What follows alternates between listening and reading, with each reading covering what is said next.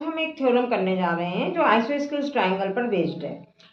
अक्सर थ्योरम करने में थोड़ी सी डिफ़िकल्टीज बच्चों को फेस करनी पड़ती है, जिसको हम बहुत आसानी से सॉल्व कर सकते हैं, बस कैसे करना है वो बच्चे नहीं समझ पाते, इसलिए उनको थ्योरम थोड़ा सा टिपिकल लगने लगती हैं।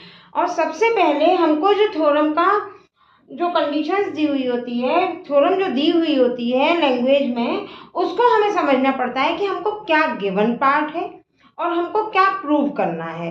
ये दो चीज़ें अगर आपको समझ में आ जाती हैं और बेस अगर आपको पता है तो कोई भी थ्योरम बहुत कठिन नहीं होती। तो इसको देखते हैं कि किस तरह से इसको करेंगे।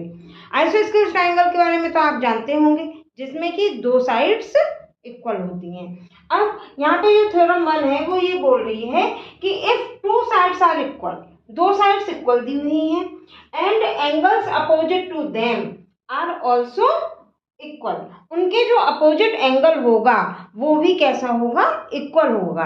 तो हमको यहाँ पे गिवन पार्ट है कि दो साइड्स इक्वल दी हुई हैं, किसी एक ट्रायंगल की दो साइड हमको इक्वल दी हुई हैं और उनके अपोजिट एंगल को हमको प्रूव करना है कि वो भी इक्वल होंगे। तो इसके लिए हम जो भी पढ़ रहे हैं कॉन्ग्रुएंसी में हम सीख चुके हैं काफ़ी कुछ, तो कॉन्ग्रुएंसी का ही यूज करते हुए इस थ्योरम को हम प्रूव करेंगे। आइए देखते हैं कैसे। सबसे पहले हम यहाँ पे लिख लेंगे गिवन। क्या गिवन कंडीशन है? गिवन कंडीशन है, गिवन है दो साइड्स इक्वल है। तो सबसे पहले हमको डायग्राम बनाना पड़ेगा। हमने एक डायग्राम बनाया एबीसी हमने कोई डायग्राम बना लिया, जिसमें हमने बता दिया कि दो साइड ए बी और एसी कैसी हैं, इक्वल है। ए बी और एसी इक्वल है। तो गिवन क्या है? ए बी इक्वल टू ए सी, क्योंकि ये चीज दी हुई थी यहाँ पर, इक्वल है, दो साइड्स कैसी हैं, इक्वल है। तो हमने इस ट्राइंगल में A B equal to A C given part. Prove क्या करना है?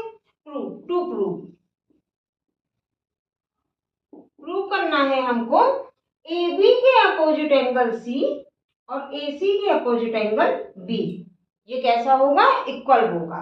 तो हमको प्रूव करना है angle A B C equal होगा एंगल ए सी बी के, या हम इसको सिंपल भी लिख सकते हैं, angle B equal to angle C, हम इस तरह से भी लिख सकते हैं इसको।